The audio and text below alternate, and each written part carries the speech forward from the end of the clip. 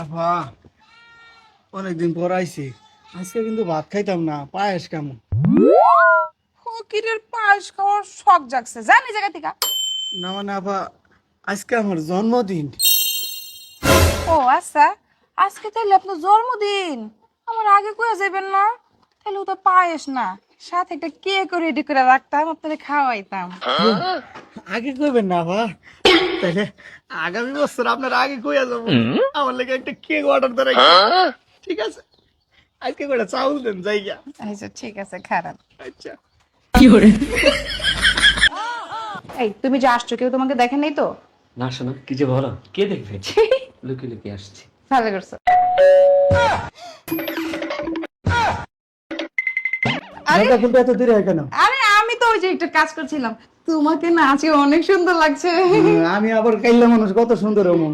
আরে তুমি কাইলা হইছে তো কি হইছে? তোমার অনেক সুন্দর লাগে আমার কাছে, বুঝছো? তুমি না সবসময় দুষ্টামি করে, চলো তুমি এখানে বসো, আমি ফ্রেশ হয়ে আসি। হ্যাঁ? আচ্ছা।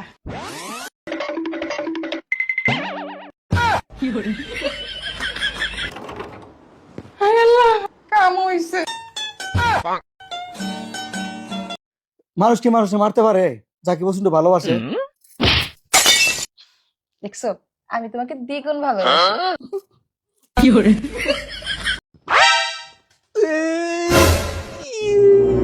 এই কি হইছে, তুমি কান্দাছো কে?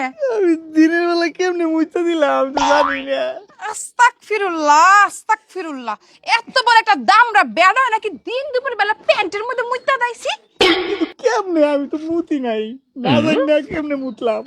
আমি তো রাইতে ঘুমাইলে বিছনায় মুততাম। তুমি কই গেছিলা? এই তোমার ঠান্ডা আনবার গেছিলাম মোটরসাইকেল নিয়ে।